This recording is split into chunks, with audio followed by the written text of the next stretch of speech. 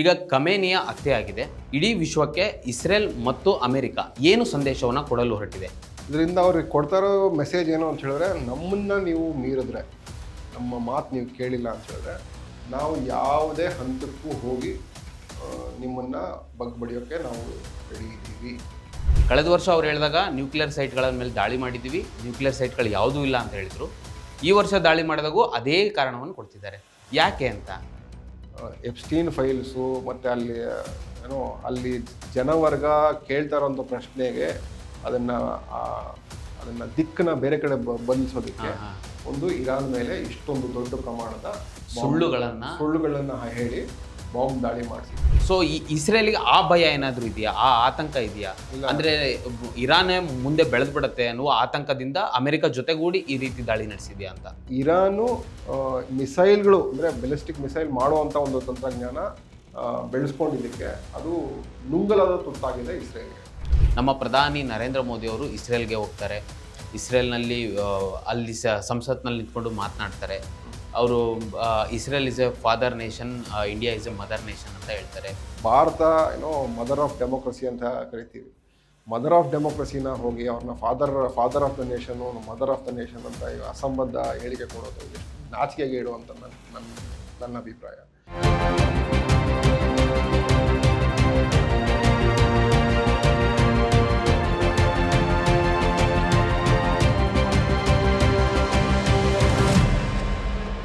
ವೀಕ್ಷಕರೇ ನಮಸ್ಕಾರ, ಈ ದಿನ .comಗೆ ಸ್ವಾಗತ.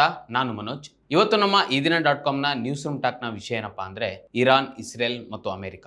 ಇಸ್ರೇಲ್ ಮತ್ತು ಅಮೆರಿಕ ಜಂಟಿಯಾಗಿ ಏಕಪಕ್ಷೀಯವಾಗಿ ಇರಾನ್ ಮೇಲೆ ಭೀಕರವಾದಂಥ ದಾಳಿ ನಡೆಸಿದೆ. ಆ ದಾಳಿಯಲ್ಲಿ ಇರಾನ್ನ ಪರಮೋಚ್ಚ ನಾಯಕನಾಗಿದ್ದಂತಹ ಖಮೇನಿಯ ಹತ್ಯೆ ಕೂಡ ಮಾಡಲಾಗಿದೆ. ಅದಕ್ಕೆ ಇಡೀ ಜಗತ್ತಿನಲ್ಲಿರುವಂತಹ ಶಿಯಾ ಸಮುದಾಯ ಕಂಬನಿಯನ್ನು ಮಿಡಿತಿದೆ. ಒಂದು ಕಡೆ ತಮ್ಮ ಧರ್ಮಗುರುವನ್ನ ಹತ್ಯೆ ಮಾಡಿದ್ರು ಅಂತ ಇರಾನ್ ಸಹ ಪ್ರತಿದಾಳಿಯನ್ನು ನಡೆಸ್ತಿದೆ. ಈ ದಾಳಿಯೂ ಸಹ ಒಂದು ರೀತಿಯಲ್ಲಿ ಭೀಕರವಾಗಿದೆ. ಅದರಲ್ಲೂ ಬಹಳ ಮುಖ್ಯವಾಗಿ ಇರಾನ್ ಇಸ್ಲಾಮಿಕ್ ದೇಶಗಳನ್ನೇ ಗುರಿಯಾಗಿಸಿಕೊಂಡು ಈ ದಾಳಿಯನ್ನು ನಡೆಸ್ತಿದೆ. ಇಸ್ರೇಲ್ ಮತ್ತು ಅಮೆರಿಕ ಮಾಡಿದ ಈ ದಾಳಿಗೆ ಇರಾನ್ ಏಕೆ ಈ ಎಲ್ಲಾ ದೇಶಗಳನ್ನು ಗುರಿಯಾಗಿಸಿಕೊಂಡಿದೆ ಅನ್ನೋದನ್ನ ಇವತ್ತಿನ ಚರ್ಚೆಯಲ್ಲಿ ಮಾತನಾಡೋಣ. ಬಹಳ ಮುಖ್ಯವಾಗಿ ಇದರಲ್ಲಿ ಭಾರತದ ನಿಲುವೇನಾಗಿರಬೇಕು, ಭಾರತ ಯಾವ ಸ್ಟ್ಯಾಂಡನ್ನು ತೆಗೆದುಕೊಳ್ಬೇಕು, ಎಲ್ಲ ವಿಚಾರಗಳ ಕುರಿತು ಇವತ್ತು ನಾವು ಚರ್ಚೆ ಮಾಡೋಣ. ಇವತ್ತಿನ ನಮ್ಮ ಚರ್ಚೆಯಲ್ಲಿ ಈ ದಿನ .comನ ರಿಸರ್ಚ್ ಹೆಡ್ ಆಗಿರುವಂಥ ಭರತ್ ಹೆಬ್ಬಾಳ್ ಅವರಿದ್ದಾರೆ. ಸರ್, ನಿಮಗೆ ಕಾರ್ಯಕ್ರಮಕ್ಕೆ ಸ್ವಾಗತ. ಸರ್, ನನ್ನ ಮೊದಲನೇ ಪ್ರಶ್ನೆ ಏನು ಅಂದರೆ, ಈಗ ಖಮೇನಿಯ ಹತ್ಯೆ ಆಗಿದೆ. ಇಡೀ ವಿಶ್ವಕ್ಕೆ ಇಸ್ರೇಲ್ ಮತ್ತು ಅಮೆರಿಕ ಏನು ಸಂದೇಶವನ್ನು ಕೊಡಲು ಹೊರಟಿದೆ? ಯಾಕಂದರೆ ಒಂದು ದೇಶದ ನಾಯಕನನ್ನೇ ಹತ್ಯೆ ಮಾಡಿದೆ. ಮನೋಜ್, ಇದೇನು ಆಶ್ಚರ್ಯ ಅಲ್ಲ. ಅಮೇರಿಕ ಮತ್ತು ಇಸ್ರೇಲ್ನ ಇತಿಹಾಸ ನಾವು ಓದ್ತಾ ಹೋದರೆ ಅನೇಕ ನಾಯಕರನ್ನ ಅದು ಹತ್ಯೆ ಮಾಡಿದೆ.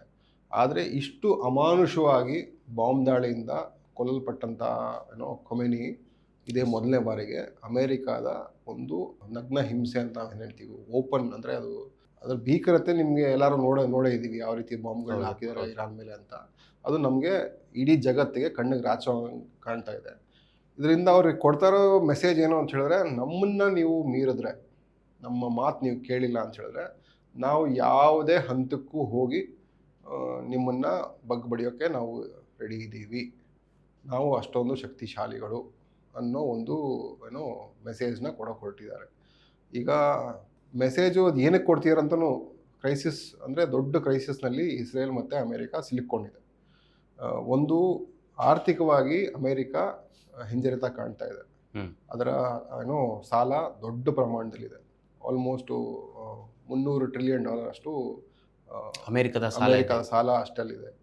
ಮತ್ತು ರಿಸರ್ವ್ ಕರೆನ್ಸಿ ಅಂತ ಏನು ಡಾಲರ್ ಇತ್ತು ಅದು ಗಣನೀಯವಾಗಿ, ಅಂದರೆ ಮುಂಚೆ ಆಲ್ಮೋಸ್ಟ್ 90% ಇದ್ದು ಈಗಲೂ 70% ಇದೆ. ಅದು ಗ್ರ್ಯಾಜುವಲಿ ಅದು ಇಳೀತಾ ಇದೆ.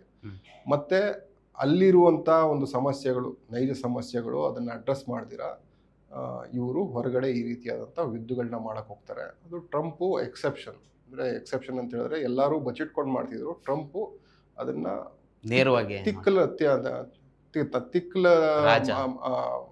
ತಿಕ್ಕಲಾಗಿ ಮಾತಾಡ್ಬಿಟ್ಟು ಅದನ್ನು ಓಪನ್ ಆಗಿ ಮಾಡಕ್ಕೆ ಹೊರಟಿದ್ದಾರೆ.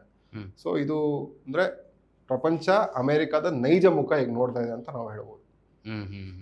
ಇನ್ನೊಂದು ಭಾಳ ಮುಖ್ಯವಾಗಿ ಸರ್, ಕಳೆದ ವರ್ಷ ಸಹ ಇಸ್ರೇಲ್ ಮತ್ತು ಅಮೆರಿಕ ಸೇರ್ಕೊಂಡು ಜೂನ್ ತಿಂಗಳಲ್ಲಿ 12 ದಿನಗಳ ಯುದ್ಧವನ್ನು ಇದೇ ಇರಾನ್ ಮೇಲೆ ಏಕಪಕ್ಷೀಯವಾಗಿ ಮಾಡಿದ್ರು. ಆಗ ಇರಾನ್ ಸಹ ಪ್ರತಿದಾಳಿಯನ್ನು ನಡೆಸಿತು. ಆಗ ಒಂದು ರೀತಿಯಲ್ಲಿ ವಿ ವಿನ್ ಸಿಚುವೇಶನ್ ಅನ್ನೋ ಥರ, ನಾವು ಗೆದ್ವಿ ಅನ್ನೋ ಥರ ಇತ್ತು. ಬಟ್ ಈಗ ಅಮೆರಿಕ ಮತ್ತು ಇಸ್ರೇಲ್ ಈಗ ನಡೆಸಿದ ದಾಳಿಯಲ್ಲಿ ಅದೇ ನಾನು ಹೇಳಿದಾಗೆ ಒಂದು ದೇಶದ ಉನ್ನತ ಹುದ್ದೆಯಲ್ಲಿರುವಂಥ ಒಬ್ಬ ನಾಯಕನನ್ನೇ ಹತ್ಯೆ ಮಾಡಿದ್ದಾರೆ. ಆಮೇಲೆ ಅದರಲ್ಲಿ ಅವ್ರು ಭಾಳ ಮುಖ್ಯವಾಗಿ ಹೇಳಿರೋದು, ನಾವು ನ್ಯೂಕ್ಲಿಯರ್ ಸೈಟ್ಗಳನ್ನು ಗುರಿಯಾಗಿಸಿ ದಾಳಿ ಮಾಡಿದ್ದೀವಿ ಅಂತ ಕಳೆದ ವರ್ಷವೂ ಹೇಳಿದರು. ಈ ವರ್ಷವೂ ಸಹ ಅದನ್ನೇ ಹೇಳ್ತಾ ಇದ್ದಾರೆ. ಕಳೆದ ವರ್ಷ ಅವ್ರು ಹೇಳಿದಾಗ ನ್ಯೂಕ್ಲಿಯರ್ ಸೈಟ್ಗಳ ಮೇಲೆ ದಾಳಿ ಮಾಡಿದ್ದೀವಿ, ನ್ಯೂಕ್ಲಿಯರ್ ಸೈಟ್ಗಳು ಯಾವುದೂ ಇಲ್ಲ ಅಂತ ಹೇಳಿದರು. ಈ ವರ್ಷ ದಾಳಿ ಮಾಡಿದಾಗೂ ಅದೇ ಕಾರಣವನ್ನು ಕೊಡ್ತಿದ್ದಾರೆ. ಯಾಕೆ ಅಂತ ಇದನ್ನು ನೀವು ಅರ್ಥ ಮಾಡ್ಕೋಬೇಕು ಅಂದರೆ ಬಿಬಿ ನೆತನ್ಯಾಹು ಅಂದರೆ ಬೆಂಜಮಿನ್ ನೆತನ್ಯಾಹು 1983ರಿಂದ ಹಿಡಿದು ಈವರೆಗೂ ಇರಾನು ನೆಕ್ಸ್ಟ್ ವಾರದಲ್ಲೇ ಒಂದು ಅಟಾಮಿಕ್ ಬಾಂಬ್ ಮಾಡೋಕ್ಕೆ ರೆಡಿ ಮಾಡ್ಕೊಳ್ತಿದೆ ಅಂತ ಹೇಳ್ತಾ ಬಂದಿದ್ದಾನೆ. ಈಗಲ್ಲ, 1983ರಿಂದ 1989ರಲ್ಲಿ ಟ್ರಂಪು ಇದೇ ರೀತಿ ಹೇಳಿದ್ದಾನೆ. ಏನು ಅಂತ ಹೇಳಿದ್ರೆ, ಇರಾನ್ನ ನಾವು ಮುಗಿಸ್ಬಿಡ್ಬೇಕಾಗಿತ್ತು, ನಾವು ಬಿಟ್ಬಿಟ್ಟಿದ್ದೀವಿ, ಅದನ್ನು ನಾವು ಮುಗಿಸ್ಬಿಟ್ಟಿದ್ರೆ ಸರೋಯಿತ್ತು ಅಂತ 89ನಲ್ಲಿ ಒಂದು ಇಂಟರ್ವ್ಯೂ ಅಲ್ಲಿ ಟ್ರಂಪ್ ಹೇಳಿದ್ದಾನೆ. ಅಂದರೆ ಇಸ್ಲಾಮಿಕ್ ರೆವಲ್ಯೂಷನ್ ಆಗಿ 10 ವರ್ಷದ ನಂತರ. ಅದೊಂದೇ ಅಂತಲ್ಲ, ಇದೇ ಟ್ರಂಪು 2012, 2013ರಲ್ಲಿ ಒಬಾಮಾನ ಬೈದು ಟ್ವೀಟ್ ಮಾಡಿದ್ದಾರೆ. ಏನು ಅಂತ ಹೇಳಿದ್ರೆ, ಈ ಅಸಮರ್ಥ ನಾಯಕ ಒಬಾಮ ತನ್ನ ಮತ್ತೆ ಇನ್ನೊಂದ್ಸತಿ ಗೆಲ್ಲಕ್ಕಾಗೋದಿಲ್ಲ ಅಂತ ತಿಳ್ಕೊಂಡು ಇರಾನ್ ಮೇಲೆ ದಾಳಿ ಮಾಡಕ್ಕೆ ಹೊರಟಿದ್ದಾನೆ, ಅವನಿಗೆ ನೆಗೋಸಿಯೇಷನ್ಸ್ ಬರೋದಿಲ್ಲ ಅಂತ ಹೇಳಿದ್ದಾನೆ. ಇದೇ ಟ್ರಂಪ್ ಮತ್ತೆ ನಾನು ಫರ್ಡೋ, ನಟಾನ್ಸು ಮತ್ತು ಇಸ್ಫಹಾನ್ ಮೇಲೆ ದಾಳಿ ಮಾಡಿದಂಥ ಏನು ನ್ಯೂಕ್ಲಿಯರ್ ಅಣುಸ್ಥಾವರಗಳಿತ್ತು, ಏನು ಸಂಸ್ಕರಣದ ಘಟಕಗಳಿತ್ತು, ಅದ್ರ ಮೇಲೆ ದಾಳಿ ಮಾಡಿದ್ಮೇಲೆ ಎಲ್ಲದನ್ನು ನಾನು ಮುಗಿಸ್ಬಿಟ್ಟಿದ್ದೀನಿ, ಇನ್ನು ಅವ್ರೇನೋ ಮಾಡೋಕ್ಕಾಗೋದಿಲ್ಲ ಅನ್ನೋ ರೀತಿಲಿ ಒಂದು ಹೇಳಿಕೆ ಕೊಟ್ಟಿದ್ದ. ಈಗ ಮತ್ತೆ ಇಲ್ಲ, ಅವ್ರು ಮಾಡ್ತಿದ್ದಾರೆ, ಅಂದರೆ ಅವರು ಏನೋ ಸಂಸ್ಕರಿಸಿದ ಯುರೇನಿಯಂ ಇಟ್ಕೊಂಡಿದ್ದಾರೆ, ಅವ್ರು ಮಾಡ್ತಿದ್ದಾರೆ ಅನ್ನೋ ರೀತಿಲಿ ಒಂದು ಎಪ್ಸ್ಟೀನ್ ಫೈಲ್ಸು ಮತ್ತು ಅಲ್ಲಿ ಜನವರ್ಗ ಕೇಳ್ತಾ ಇರೋಂಥ ಪ್ರಶ್ನೆಗೆ ಅದನ್ನು ದಿಕ್ಕನ್ನ ಬೇರೆ ಕಡೆ ಬದಲಿಸೋದಕ್ಕೆ ಒಂದು ಇರಾನ್ ಮೇಲೆ ಇಷ್ಟೊಂದು ದೊಡ್ಡ ಪ್ರಮಾಣದ ಸುಳ್ಳುಗಳನ್ನು ಹೇಳಿ ಬಾಂಬ್ ದಾಳಿ ಮಾಡಿಸಿ, ಇದುವರೆಗೂ ಯಾವುದೇ ಒಂದು ಯುದ್ಧಕ್ಕೆ ಅದಕ್ಕೆ ಅಮೆರಿಕ ಕೊಟ್ಟಿರೋಂಥ ಸಬೂಬುಗಳು ಒಂದಕ್ಕೊಂದು ತಾಳೆ ಆಗೋದಿಲ್ಲ. ಎಲ್ಲ ಸುಳ್ಳುಗಳ ಮೂಲಕನೇ ಯುದ್ಧ ಸೃಷ್ಟಿ ಮಾಡಿದ್ದಾರೆ. ಇದರಲ್ಲಿ 2-3 ನಾವು ಯೋಚನೆ ಮಾಡಬೇಕು, 2-3 ಆಯಾಮಗಳು ಇದೆ. ಒಂದೇನು ಅಂತ ಹೇಳಿದ್ರೆ, ಅಮೆರಿಕ ಸ್ಥಾಪನೆ ಆದಾಗಿಂದ 249 ವರ್ಷಗಳು ಅಮೆರಿಕಾದ ವಯಸ್ಸು, ಅದರ ಏನೋ ಅಸ್ತಿತ್ವದಲ್ಲಿ ಇರೋ ವಯಸ್ಸು ಈ ವರ್ಷ 250 ಆಗುತ್ತೆ. ಈ ಒಂದು 250 ವರ್ಷಗಳಲ್ಲಿ ಅಮೆರಿಕ 236 ವರ್ಷಗಳು ಯುದ್ಧದಲ್ಲೇ ಕಳೆದಿದೆ. ಅಂದರೆ ಇದು ಘಾತಕ, ಅಂದರೆ ಇದು ಇಟ್ಸ್ ನಾಟ್ ಅನ್ ಏನಂದ್ರೆ ಸಡನ್ಲಿ ಯಾವುದು ಇಟ್ ಇಸ್ ನಾಟ್ ಸರ್ಪ್ರೈಸಿಂಗ್. ಯಾಕೆ ಅಂತ ಹೇಳಿದ್ರೆ, ಪ್ರಪಂಚದಲ್ಲಿ ನೀವು ಯಾರ್ಯಾರು ಶಸ್ತ್ರಾಸ್ತ್ರಗಳು ತಯಾರಿಸ್ತಾರೆ ಅಂತ ನೋಡಿದಾಗ ಕಳೆದ 2025, 2024 ನೀವು ಡೇಟಾ ನೋಡಿದ್ರೆ 66% ರೆವಿನ್ಯೂ ಜನರೇಟ್ ಆಗಿರೋದು ಅಮೆರಿಕನ್ ಶಸ್ತ್ರಾಸ್ತ್ರ ಕಂಪ್ನಿಗಳಿಗೆ. 66 ಅಂದರೆ 2/3 ಭಾಗ ಅಮೆರಿಕ ಲಾಭ ಪಡ್ಕೊಂಡಿದೆ. ಈ ಲಾಭ ಅಂದರೆ ಏನು? ಈ ಲಾಭ ಅಂತ ಹೇಳಿದ್ರೆ, ಈ ಶಸ್ತ್ರಾಸ್ತ್ರಗಳನ್ನ ಇಬ್ರಿಗೂ ಕೊಟ್ಟು ಇಬ್ರು ಹೊಡೆದಾಡ್ಕೊಂಡು ಸಾಯಿರಿ, ನಾವು ನಮ್ಮ ಲಾಭ ಮಾಡ್ಕೊಳ್ತೀವಿ ಅನ್ನೋ ಒಂದು ಉದ್ಯಮನೇ ಅಮೆರಿಕ ಸೃಷ್ಟಿ ಮಾಡಿದೆ. ಅಂದ್ರೆ ಯುದ್ಧ ಅಂದ್ರೆ ಒಂದು ರೀತಿಯಲ್ಲಿ ಉದ್ಯಮ ಆಗಿದೆ ಈಗ. ಹೌದು, ಯುದ್ಧನೇ ಒಂದು ಉದ್ಯಮ ಆಗಿದೆ ಅಮೆರಿಕಾಗೆ. ನಾನು ಹೇಳ್ದಂಗೆ ಅರುಂಧತಿ ರಾಯ್ ಅವರೊಂದೊಂದು ಚೆನ್ನಾಗಿರೋ ಒಂದು ಮಾತು ಹೇಳ್ತಾರೆ. ಮುಂಚೆ ಯುದ್ಧಕ್ಕಾಗಿ ಶಸ್ತ್ರಾಸ್ತ್ರಗಳನ್ನ ಮಾಡಬೇಕಾಗಿತ್ತು, ಯುದ್ಧ ಅಂದಾಗ ನಮ್ಮ ದೇಶಗಳನ್ನು ರಕ್ಷಣೆ ಮಾಡ್ಕೊಳ್ಳೋಕೆ. ಈಗ ಯುದ್ಧಗಳು ಸೃಷ್ಟಿ ಆಗ್ತಾ ಇದೆ, ನಮ್ಮ ಶಸ್ತ್ರಾಸ್ತ್ರಗಳು ಮಾಡ್ಬಿಟ್ಟಿದ್ದೀವಿ, ಅದಕ್ಕೆ ಯುದ್ಧ ಸೃಷ್ಟಿ ಮಾಡ್ತಿದ್ದಾರೆ ಅನ್ನೋ ಮಾತು ಹೇಳ್ತಾರೆ.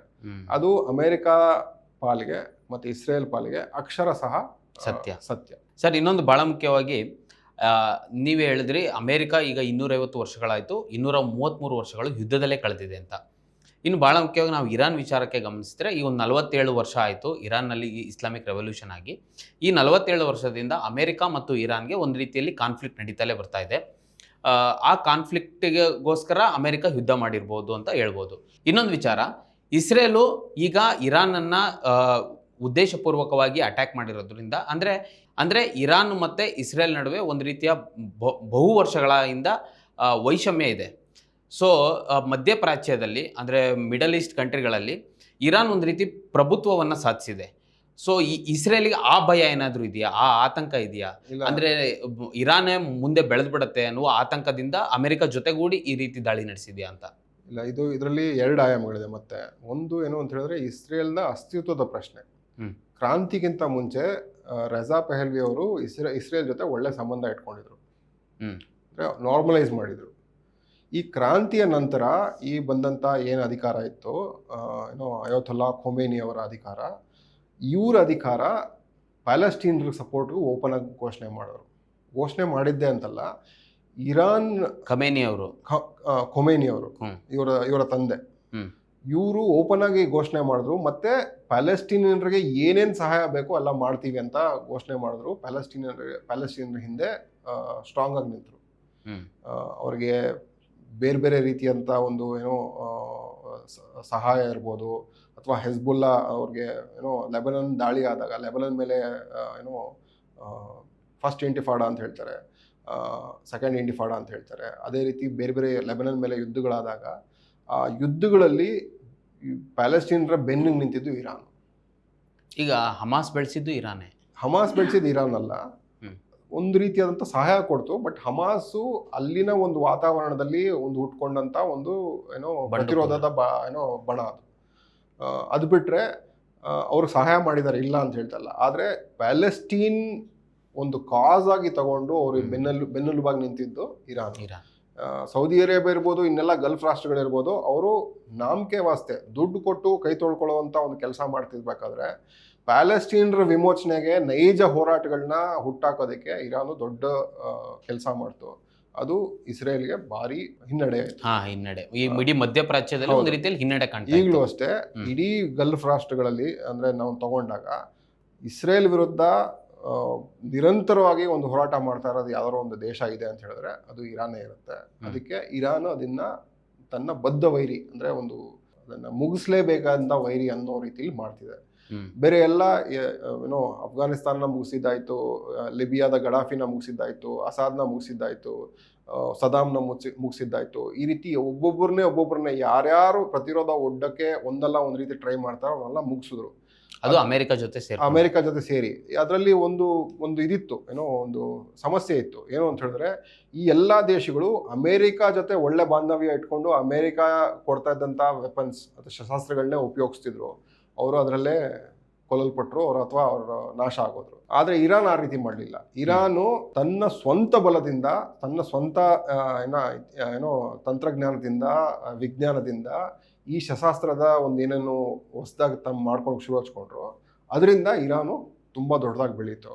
ಅದಕ್ಕೆ ಇರಾನು ಮಿಸೈಲ್ಗಳು ಅಂದರೆ ಬೆಲಿಸ್ಟಿಕ್ ಮಿಸೈಲ್ ಮಾಡುವಂಥ ಒಂದು ತಂತ್ರಜ್ಞಾನ ಬೆಳೆಸ್ಕೊಂಡಿದ್ದಕ್ಕೆ ಅದು ನುಂಗಲಾದ ತುತ್ತಾಗಿದೆ ಇಸ್ರೇಲ್ಗೆ. ಇನ್ನು ಇರಾನ್ಗೆ ಚೀನಾ ಮತ್ತು ರಷ್ಯಾ ಸಪೋರ್ಟ್ ಇದೆಯಾ? ಅದು ಒಂದು ಕಾರಣ ಅಮೆರಿಕಕ್ಕೆ ಇರ್ಬೋದಾ ಅಥವಾ ಇಸ್ರೇಲ್ಗೆ ಇರ್ಬೋದಾ? ನೀವು ಮಿಲಿಟರಿ ಸಪೋರ್ಟ್ ಅಂದರೆ ಇಲ್ಲ, ಆರ್ಥಿಕವಾದ ಸಪೋರ್ಟ್ ಇರ್ಬೋದು ಅಥವಾ ಬೇರೆ ಬೇರೆ ರೀತಿಯ ಸಪೋರ್ಟ್ ಇದೆ ಅಂದರೆ ಅದು ಡೆಫಿನೆಟ್ಲಿ ಇದೆ. ಮಿಲಿಟ್ರಿಲಿ ಯಾರೂ ಈಗ ಹಳೆ ರೀತಿಯ ಒಂದು ಅಲಯನ್ಸ್ಗಳು ಮಾಡ್ಕೊಳ್ಳೋದು ಹೋಗಿಲ್ಲ. ಒಂದು ಮಾಡ್ಕೊಂಡಿದ್ದಾಗ ಮಾತ್ರ ಅದಾಗತ್ತೆ. ಈಗ ಸಮಸ್ಯೆ ಎಷ್ಟು ಸಂಕೀರ್ಣವಾಗಿದೆ ಅಂತ ತಿಳ್ಕೊಳ್ಳೋದಕ್ಕೆ ಐಸಿಸ್ ಹುಟ್ಟಿದಾಗ ನಾನು ತಿಳ್ಕೊಂಡಿರೋ ಒಂದು ಜಿಯೋ ಪೊಲಿಟಿಕ್ಸ್ ಅಲ್ಲಿ ಇದೇನಿದೆ ಅಂತ ಹೇಳಿದ್ರೆ, ಖಸಮ್ ಸೊಲೈಮನಿ ಅಂತ ಒಬ್ರು IRGC ಕಮಾಂಡರ್ ಇದ್ರು, ಅವರು ನಾಯಕರಾಗಿದ್ರು. ಅವರು 2020 ಜನವರಿ 3 ಇದೇ ಟ್ರಂಪ್ ಒಂದು ಆರ್ಡ್ರಿಂದ ಅವ್ರನ್ನ ಕೊಲ್ಲಲ್ಪಡಿದ್ರು. ಅವ್ರಿಗೂ ಇದೇ ರೀತಿ ಡ್ರೋನ್ ದಾಳಿ ಮಾಡಿ ಬಾಂಬ್ ಅವ್ರ ಮೇಲೆ ಹಾಕಲಾಗಿ ಬಗ್ದಾದ್ನ ಏರ್ಪೋರ್ಟ್ ಹೊರಗಡೆ ಅವ್ರನ್ನ ಕೊಲ್ಲಲ್ಪಡ್ತಾರೆ. ಇವರು 2015 ಹೋಗಿ ರಷ್ಯಾಗೆ ಹೇಳಿ ಐಸಿಸ್ ಇಲ್ಲಿ ಅಂದರೆ ಇಲ್ಲಿ ಒಂದು ಹೊಸ ರೀತಿಯ ಒಂದು ಭಯೋತ್ಪಾದನಾ ಸಂಘಟನೆ ಬಂದಿದೆ, ಇದನ್ನ ನಾವು ತಡೀಬೇಕು, ಇದನ್ನ ತಡೀಲಿಲ್ಲ ಅಂತ ಹೇಳಿದ್ರೆ ಇದು ರಷ್ಯಾಗೂ ಬರುತ್ತೆ ಅಂತ ಹೇಳಿದಾಗ ಪುಟಿನ್ನು ಸಿರಿಯಾ ಯುದ್ಧದಲ್ಲಿ ಭಾಗಿಯಾದರು. ಸಿರಿಯಾ ಯುದ್ಧದಲ್ಲಿ ಭಾಗಿಯಾಗಿ ಐಸಿಸ್ನ ಬಗ್ಬಡಿದ್ರು. ಐಸಿಸ್ನು ಆಲ್ಮೋಸ್ಟ್ ಇಲ್ಲದೇ ಇರೋಂಗೆ ನಿರ್ಣಾಮ ಮಾಡಿದ್ರು. ಸೊ ಅದಕ್ಕೋಸ್ಕರ ಅವ್ರನ್ನ ಕೊಂದರು. ಮತ್ತು ಈ ರಷ್ಯಾ ಇಲ್ಲಿ ಇನ್ವಾಲ್ವ್ ಆಯಿತು ಅಂತ ಅವ್ರನ್ನ ಬೇರೆ ಕಡೆ ಸೆಳೆಯೋದಕ್ಕೆ ಯುಕ್ರೇನ್ನ ಒಂದು ರೀತಿಯಾದಂಥ ಒಂದು ಅವರ ಗ್ರ್ಯಾಂಡ್ ಜಿಯೋ ಪೊಲಿಟಿಕ್ಸಲ್ಲಿ ಯುಕ್ರೇನಲ್ಲಿ ಸಮಸ್ಯೆ ಶುರುವಾಯಿತು. ಯುಕ್ರೇನ್ ಮೇಲೆ ರಷ್ಯಾ ದಾಳಿ ಮಾಡ್ತು. ಈಗ ರಷ್ಯಾನ ಅಲ್ಲಿ ಕಟ್ಟಾಕಿದ್ದಾರೆ. ನ್ಯಾಟೋ ಅಮೇರಿಕ ರಷ್ಯಾನ ಯುಕ್ರೇನಲ್ಲಿ ಕಟ್ಟಾಕಿದ್ದಾರೆ. ಸೊ ಈ ಸಿರಿಯಾ ಪತನ ಆಗೋದಕ್ಕೂ ಅದು ಒಂದು ಕಾರಣ. ಈಗ ಐಸಿಸ್ನ ಸಂಸ್ಥಾಪಕ ಸಿರಿಯಾದ ಅಧ್ಯಕ್ಷ. ಸೊ ಈ ರೀತಿಯಾದಂತಿದೆ. ಅದೇ ರೀತಿ ಇರಾನ್ ಬಂದ್ವಿ ಅಂತ ಹೇಳಿದ್ರೆ, ಇರಾನ್ನು ಈಗ ಅಕ್ಟೋಬರ್ 27, 2023 ಅಂದರೆ ಗಾಜಾ ನೆರಮೇದ ಶುರುವಾದಾಗಿಂದ 2 ಹಿನ್ನಡೆಗಳು ಕಾಣ್ತು. ಒಂದೇನು ಅಂತ ಹೇಳಿದ್ರೆ ಅದೇ ಸಿರಿಯಾ ಪತನ. ಹೌದು. ಎರಡನೇದು ಲೆಬನನ್ನಲ್ಲಿ ಹೆಜ್ಬುಲ್ಲಾದ ಇಡೀ ನಾಯಕತ್ವನ ಒಂದೇ ರಾತ್ರಿಯಲ್ಲಿ ಹೊಡೆದಾಕಿದ್ರು. ಅಮೇರಿಕ ಮತ್ತು ಇಸ್ರೇಲ್. ಹಸನ್ ನಸರಲ್ಲ ಅಂತ ಒಬ್ಬರು ನಾಯಕರಿದ್ದರು. ಅವರು ಸೆಪ್ಟೆಂಬರ್ 2024ರಲ್ಲಿ ಅವ್ರನ್ನ ಕೊಲ್ಲಲ್ಪಟ್ಟರು. ಯಾವ ರೀತಿ ಬಂಕರ್ ಬಸ್ಟರ್ ಬಾಂಬ್ ಹಾಕಿದ್ರು ಅಂತ ಹೇಳಿದ್ರೆ 13ನೇ ಅಂತಸ್ತು ಗ್ರೌಂಡ್ ಒಳಗಡೆ ಇದ್ದಂಥ ಮನೆಯಲ್ಲಿದ್ದಂಥವ್ರಿಗೆ ಬಂಕರ್ ಬಸ್ಟರ್ ಹಾಕಿ ಅವ್ರನ್ನ ಸಾಯಿಸಲಾಯಿತು. ಅವರೊಬ್ಬರೇ ಸತ್ತಿಲ್ಲ, ಆ ಪೂರ್ತಿ ಯಾರ್ಯಾರಿದ್ರು ವಸತಿ ಸಮುಚ್ಚಯದಲ್ಲಿ ಯಾರ್ಯಾರಿದ್ರು ಅವ್ರನ್ನೆಲ್ಲ ಕೊಲ್ಲಲ್ಪಟ್ಟರು. ಸೊ ಈ ರೀತಿಯಾದಂಥ ಒಂದು ಎರಡನೇ ಹಿನ್ನಡೆ ಆಯಿತು. ಸೊ ಈಗ ಅಮೆರಿಕ ಮತ್ತು ಇಸ್ರೇಲ್ ಅನ್ಕೊಂಡಿದ್ದೇನು ಅಂತ ಹೇಳಿದ್ರೆ, ನಾವು ಇವರಿಬ್ರು ವೀಕ್ ಆಗಿದೆ, ಇರಾನ್ ವೀಕ್ ಆಗಿದೆ, ಈಗಲೇ ಅವ್ರನ್ನ ಮುಗಿಸೋಣ ಅಂತ ಒಂದು ಪ್ರಯತ್ನ ಈಗ ಮಾಡಿದೆ. ಅಂದ್ರೆ ಇರಾಕ್ ಸಿರಿಯಾನ ನಾವು ವೀಕ್ ಮಾಡಿದೀವಿ, ಇರಾನ್ ಒಂದು ಉಳ್ಕೊಂಡಿದೆ, ಇದನ್ನು ಈಗ ಮುಗಿಸ್ಬಿಡೋಣ. ಯಾಕಂದ್ರೆ ಅದರಲ್ಲಿ ಒಂದ್ ರೀತಿಯಲ್ಲಿ ಆಂತರಿಕ ಪ್ರತಿಭಟನೆಗಳು ನಡೀತು. ಸೊ ಅವಾಗ ಅಮೆರಿಕ ನಾನು ಸಪೋರ್ಟ್ ಮಾಡ್ತೀನಿ ಅಂತ ಅಲ್ಲ, ಇದು ಎಲ್ಲಾ ರೀತಿಯ ಒಂದು ಪ್ರಭಾವ ಇದ್ರ ಮೇಲೆ ಬೀರಿದೆ, ಒತ್ತಡ ಇದ್ರ ಮೇಲೆ ಬೀರಿದೆ. ಈಗ ಇರಾನ್ ಈ ತರ ಆಗಿದೆ, ನೆಕ್ಸ್ಟ್ ಚೈನಾ, ಇದು ಚೈನಾಗೆ ಹೋಗುತ್ತೆ. ಈ ಸಾಮ್ರಾಜ್ಯಶಾಹಿ ವ್ಯವಸ್ಥೆ ಏನಿದೆ ಅಮೆರಿಕದು, ಅವ್ರಿಗೆ ಮೇನ್ ಎನಿಮಿ ಚೈನಾ. ಸೊ ಈಗ ಬರ್ತಾ ಇರೋವಂಥ ಒಂದು ಶಕ್ತಿ ಅಂತ, ಸೂಪರ್ ಪವರ್ ಅಂತ ಹೇಳಿದ್ರೆ ಚೈನಾನೇ ಮುನ್ನೆಲೆಗೆ ಬರ್ತಾ ಇದೆ. ಸೊ ಅವ್ರನ್ನ ಹತ್ತಿಕ್ಕೋದಕ್ಕೆ ಇದನ್ನ ಒಂದು ರೀತಿ ರಷ್ಯಾನ ಸುತ್ತೋರ್ತಿದ್ದಾಯ್ತು, ಇರಾನ್ನು ಈಗ ಮುಗಿಸ್ಬಿಟ್ವಿ ಅಂತ ಹೇಳಿದ್ರೆ ನೆಕ್ಸ್ಟು ಚೈನಾ ಮೇಲೆ ಅವರು ಕಾನ್ಸಂಟ್ರೇಟ್ ಮಾಡ್ಬೋದು ಅಂತ ಒಂದಿದೆ. ಸೊ ಈ ಅನ್ಅಫಿಷಿಯಲಿ ಒಂದು ಅಲಯನ್ಸ್ ಆಗಿದೆ. ನೀವು ಹೇಳಿದ ಪ್ರಶ್ನೆಗೆ ಇರಾನ್, ರಷ್ಯಾ ಮತ್ತೆ ಚೈನಾಗೆ ಆಗಿದೆ. ಆದರೆ ನೇರ ಇದಿಲ್ಲ, ಇವ್ರನ್ನ ಅಟ್ಯಾಕ್ ಮಾಡಿದ್ರೆ ನಾವು ಬರ್ತೀವಿ ಅನ್ನೋ ರೀತಿಲಿ ಇಲ್ಲ, ಬೇರೆ ರೀತಿಯಾದಂಥ ಒಂದಿದೆ. ಪ್ಲಸ್ ಇರಾನು ಕೂಡ ತನ್ನ ಸ್ವಾಯತ್ತತೆ, ಸ್ವತಂತ್ರನ ಕಾಪಾಡ್ಕೋಬೇಕು ಅಂತ ಅವರು ರಷ್ಯಾನ ಅಷ್ಟೊಂದು ಕೇಳಿಲ್ಲ. ಚೈನಾ ಈಗ ದೊಡ್ಡ ಪ್ರಮಾಣದಲ್ಲಿ ಒಂದು ಶಸ್ತ್ರಾಸ್ತ್ರಗಳನ್ನ ಕೊಡೋಕೆ ಪ್ರಯತ್ನ ಪಡ್ತು, ಬಟ್ ಅಷ್ಟಲ್ಲೇ ಈ ಅಟ್ಯಾಕ್ ಆಯಿತು. ಇಂತಹ ಸಂದರ್ಭದಲ್ಲಿ ಬ್ರಿಕ್ಸ್ ದೇಶಗಳು ಯಾಕೆ ಮುಂದೆ ಬರಲ್ಲ ಅಂತ? 5 ದೇಶಗಳಿತ್ತು, ಈಗ 13 ಆಗಿದೆ, ಮುಂದೆ 30 ಆಗಕ್ಕೆ ಹೊರಟಿದೆ. 5 ದೇಶಗಳಿಂದ 13 ಆದಾಗ ನನ್ನ ಪ್ರಕಾರ ಇರಾನ್ 2023ರಲ್ಲಿ ಬ್ರಿಕ್ಸ್ ಸಂಪೂರ್ಣ ಸದಸ್ಯತೆ ಪಡ್ಕೊಳ್ತು. 2019ರಲ್ಲಿ SCO ಅಂತ ಒಂದು ಸಂಘಟನೆ ಇದೆ, ಶಾಂಘೈ ಕೋಆಪರೇಟಿವ್ ಆರ್ಗನೈಸೇಷನ್ ಅಂತ, ಅದಕ್ಕೂ ಸೇರ್ಕೊಳ್ತು. ಇದೆಲ್ಲ ಸೇರ್ಕೊಂಡ್ರು ಕೂಡ ಅದನ್ನ ನಾನು ಹೇಳಿದ್ನಲ್ಲ, ಮಿಲಿಟ್ರಿಲಿ ಇಲ್ಲದೆ ಇದ್ರೂ ಈ ರೀತಿಯಂಥ ಒಂದು ಸಹಕಾರ, ಕೋಆಪರೇಷನ್ ಏನೇನಿರಬೇಕು, ಎಮರ್ಜಿಂಗ್ ವರ್ಲ್ಡ್ ಅಂತ ನಾವೇನು ಕರಿತಿದ್ದೀವಿ, ಆ ಒಂದು ಸಹಕಾರ ಇದೆ. ಆದರೆ ಅದನ್ನ ಹತ್ತಿಕ್ಕಕ್ಕೆ ಈಗ ಅಮೆರಿಕ ಒಂದೊಂದೇ ಅಟ್ಯಾಕ್ ಮಾಡ್ತಾರೆ. ಭಾರತನ ಬೇರೆ ರೀತಿ ಹೋಲಿಸ್ಕೊಳ್ತಾ ಇದೆ, ಇರಾನ್ನ ಮಿಲಿಟ್ರಿ ಮೂಲಕ ಬಗ್ಬಡಿತಾ ಇದೆ, ರಷ್ಯಾನು ಮಿಲಿಟ್ರಿ ಮೂಲಕ ಬಗ್ಬಡಿತಾ ಇದೆ. ಈ ರೀತಿಯಾದಂಥ ಒಂದು ಟ್ಯಾಕ್ಟಿಕ್ಸ್ನ ಅಮೆರಿಕ ಯೂಸ್ ಮಾಡ್ತಾ ಇದೆ. ಈಗ ಇರಾನ್ ವಿರುದ್ಧ ಅಮೆರಿಕ, ಇಸ್ರೇಲ್ ಯಾಕೆ ದಾಳಿ ಮಾಡ್ತಿದೆ, ಮತ್ತು ಇರಾನ್ಗೆ ಈ ಚೀನಾ ಆಗಲಿ ರಷ್ಯಾ ಆಗಲಿ ಸಪೋರ್ಟ್ ಮಾಡ್ಬೋದಾ, ಬ್ರಿಕ್ಸ್ ದೇಶಗಳು ಮಾಡ್ಬೋದಾ, ಈ ವಿಚಾರಗಳ ಕುರಿತು ಮಾತಾಡಿದ್ರಿ. ಇರಾನ್ನಲ್ಲಿ ಇಲ್ಲಿವರೆಗೂ ಇದ್ದಂತಹ ಖಮೇನಿ, ಅಂದರೆ ಅಲ್ಲಿನ ಪರಮೋಚ್ಚ ನಾಯಕ ಖಮೇನಿನ ಹತ್ಯೆ ಮಾಡಲಾಗಿದೆ. ಖಮೇನಿ ಸಾವಿಗೆ ಇಡೀ ಜಗತ್ತಿನಲ್ಲಿ ಶಿಯಾ ಸಮುದಾಯ ಕಂಬನಿಯನ್ನು ಮಿಡಿದಿದೆ. ಇಂಥ ಸಂದರ್ಭದಲ್ಲಿ ಇರಾನ್ ಸಹ ಪ್ರತಿದಾಳಿಯನ್ನು ನಡೆಸಿರೋದು ಮುಸ್ಲಿಂ ದೇಶಗಳ ಮೇಲೆ, ಮುಸ್ಲಿಂ ಕಂಟ್ರಿಗಳು ಯಾವುದಿದ್ದಾವೆ ಆ ದೇಶಗಳ ಮೇಲೆ ಪ್ರತಿದಾಳಿ ನಡೆಸಿದೆ. ಒಂದು ವೇಳೆ ಈಗ ಕಂಬನಿಯನ್ನು ಮಿಡಿದಿರುವಂತಹ ಶಿಯಾ ಸಮುದಾಯ ಒಂದು ಕಡೆ, ಇನ್ನೊಂದು ಕಡೆ ಪಾಕಿಸ್ತಾನದಲ್ಲೂ ಶಿಯಾ ಸಮುದಾಯ ಪ್ರತಿಭಟನೆ ಮಾಡಿದೆ, ಅಮೆರಿಕದ ರಾಯಭಾರಿ ಕಚೇರಿ ಎದುರು ಮಾಡಿದೆ, ಅಲ್ಲಿ 8 ಮಂದಿ ಸಾವನ್ನು ಕೂಡ ಅಪ್ಪಿದ್ದಾರೆ. ಸೊ ಇಂಥ ಸಂದರ್ಭದಲ್ಲಿ ಮುಸ್ಲಿಮ್ಸ್ ದೇಶಗಳು ಒಂದಾಗ್ಬೋದಾ, ಮುಸ್ಲಿಂ ದೇಶಗಳು ಒಂದಾಗತ್ತಾ? ಇದ್ರ ಜೊತೆಗೆ ನಂದು ಇನ್ನೊಂದು ಪ್ರಶ್ನೆ ಏನು ಅಂದರೆ, ಖಮೇನಿ ಹೇಗೆ ಇಡೀ ಜಗತ್ತಿನಲ್ಲಿ ಶಿಯಾ ಸಮುದಾಯದ ಧರ್ಮಗುರು ಅನ್ನುವ ರೀತಿಯಲ್ಲಿ ಬೆಳೆದ್ರು ಅಂತ? ಇದನ್ನ ನಾವು ತಿಳ್ಕೊಬೇಕು ಅಂದಾಗ ಶಿಯಾ ಸುನ್ನಿ ಬಗ್ಗೆ ಸ್ವಲ್ಪ ತಿಳ್ಕೊಬೇಕಾಗತ್ತೆ. ಇದರಲ್ಲಿ ಒಂದು ಏನು ಅಂತ ಹೇಳಿದ್ರೆ, ಪೈಗಂಬರ್ ಮೊಹಮ್ಮದರ ಫ್ಯಾಮಿಲಿ ಜೊತೆ ಗುರುತಿಸ್ಕೊಂಡಿದ್ದಂಥ ಸಮುದಾಯ ಶಿಯಾ ಸಮುದಾಯ, ಅದನ್ನ ಯೂನಿವರ್ಸಲ್ ಆಗಿ ತಗೊಂಡೋಗಿದ್ದು ಸುನ್ನಿ ಸಮುದಾಯ. ಸೊ ಇದೆರಡು ವ್ಯತ್ಯಾಸ ಇದೆ. ಈ ಎರಡು ವ್ಯತ್ಯಾಸ ಇದ್ದಾಗ ಶಿಯಾಗಳಿಗೆ ಕರ್ಬಾಲಾದಲ್ಲಿ ಹುತಾತ್ಮನಾದಂಥ ಹುಸೇನ್ ಅಲಿ ಅವರು ಇದರಿಂದ ನೋಡ್ತಾರೆ. ಈಗ ಖಮೇನಿ ಅವರು ಸತ್ತಿರೋದಕ್ಕೆ ಏನಕ್ಕೆ ಅವ್ರಿಗೆ ಶಿಯಾ ಸಮುದಾಯದಲ್ಲಿ ಅಷ್ಟೊಂದು ದೊಡ್ಡದು ಅಂತ ಹೇಳಿದ್ರೆ, ಹುಸೇನ್ ಅಲಿ ಒಂದು ರೀತಿಯಾದಂಥ ಒಂದು ಸಾವನ್ನ ಖಮೇನಿ ಸತ್ತಿದ್ದಾರೆ ಅಂತ ಅವರು ತಿಳ್ಕೊಂಡು, ಅಂದರೆ ಅವ್ರ ಗ್ರಹಿಕೆಯಲ್ಲಿ ಆ ರೀತಿಯಾದಂಥ ಒಂದು ಇದೆ ಹುತಾತ್ಮತೆಗೆ. ಅಂದರೆ ಅವರು ಓಡೋಗ್ಲಿಲ್ಲ ಅಥವಾ ಯುದ್ಧದಲ್ಲಿ ಡೈರೆಕ್ಟಾಗಿ ಇನ್ವಾಲ್ವ್ ಆಗಿ ರಂಜಾನ್ ದಿನಗಳಲ್ಲೇ ಅವರು ತೀರೋಗಿರೋದು ಅವ್ರಿಗೆ ದೊಡ್ಡದೊಂದು ಇದಿರುತ್ತೆ. ಇದಕ್ಕೆ ಹುತಾತ್ಮತೆಗೆ ಒಂದು ಬೆಲೆ ಇದೆ ಶಿಯಾ ಸಮುದಾಯದಲ್ಲಿ. ಇನ್ನು ಮಿಕ್ಕಿದ್ದು ನೀವು ಅಂದರೆ ಮುಸಲ್ಮಾನರು ಒಂದಾಗ್ತಾರಂದ್ರೆ ಇದು ಒಂದು ಈ ಪ್ರಶ್ನೆಗೆ ಉತ್ತರ ಇಲ್ಲ ಅಂತ ನಾನು ಅಂದ್ಕೊಳ್ತೀನಿ. ಯಾಕೆಂತ ಹೇಳಿದ್ರೆ ಈಗ ಅವ್ರು ಒಂದಾಗಿಲ್ಲ ಅಂತ ಹೇಳಿ ಯಾವಾಗಲೂ ಒಂದಾಗೋದಲ್ಲ, ಸಾಧ್ಯ ಇಲ್ಲ. ಯಾಕೆ ಅಂತ ಹೇಳಿದ್ರೆ ಅಮೇರಿಕ ಅಂತ ಒಂದು ರಾಷ್ಟ್ರ ಈ ಮಧ್ಯಪ್ರಾಚ್ಯ ಏಷ್ಯಾದಲ್ಲಿ ಇಡೀ ಆಯಿಲ್ಗೋಸ್ಕರ ಈ ರೀತಿ ಅಣ್ಣ ತಮ್ಮಂದ್ರ ಮಧ್ಯೆ ಯಾವ ರೀತಿ ಒಂದು ದ್ವೇಷ ಬಿತ್ತಿದೆ, ಯಾವ ರೀತಿಯಾದಂಥ ಒಂದು ಅಲ್ಲೋಲ ಕಲ್ಲ ಸೃಷ್ಟಿಸ್ತಿದೆ, ಇನ್ನು ಹೋಗ್ತಾ ಹೋಗ್ತಾ ನ್ಯೂಕ್ಲಿಯರ್ ಬಾಂಬಲ್ಲಿ ಯೂಸ್ ಮಾಡಿದ್ರು ಅದಕ್ಕೆ ಇದಿರಲ್ಲ, ಅಂದರೆ ಅದು ಆಶ್ಚರ್ಯ ಇಲ್ಲ. ಆಶ್ಚರ್ಯ ಇರಲ್ಲ.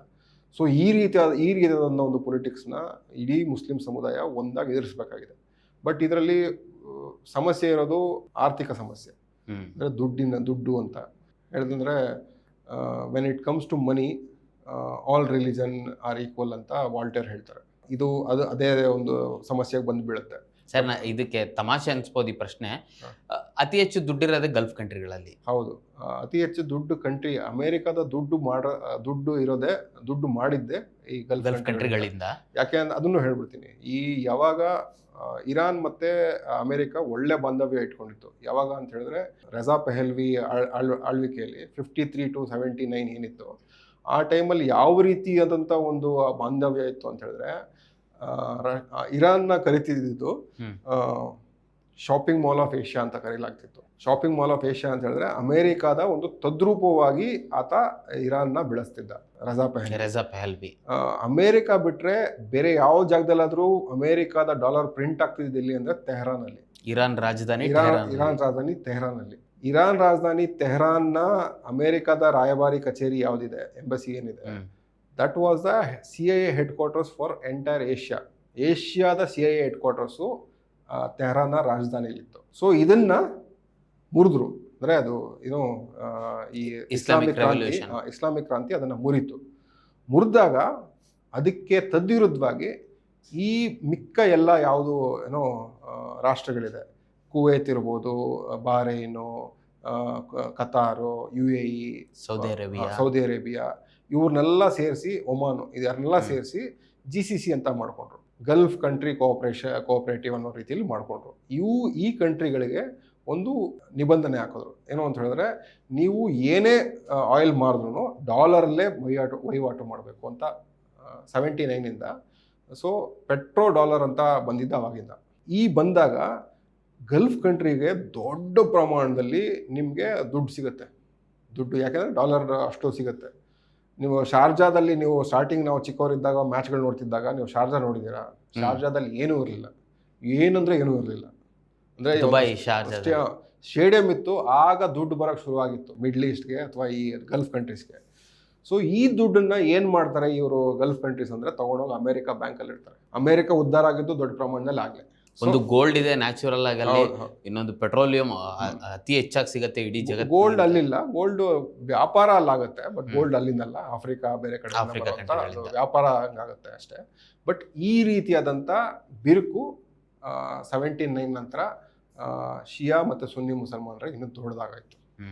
ಸೊ ಅದನ್ನ ಯಾವ ರೀತಿ ಬಗೆಹರಿಸ್ಕೊಳ್ತಾರೆ, ಯಾವ ರೀತಿ ನೋಡ್ತಾರೆ, ಯಾಕಂತ ಹೇಳಿದ್ರೆ ಇದುವರೆಗೂ ಅತಿ ಆಕ್ರಮಣ ಮಾಡಿ ಸಾಯಿಸ್ತಾ ಇರೋದು ಮುಸ್ಲಿಮರೇ. ಅದನ್ನ ಅವರು ಶಿಯಾ ನೋಡ್ತಾ ಇಲ್ಲ, ಸುನ್ನಿ ನೋಡ್ತಾ ಇಲ್ಲ, ಇಬ್ಬರನ್ನೂ ಸಮಾನವಾಗಿ ಸಾಯಿಸ್ತಿದ್ದಾರೆ.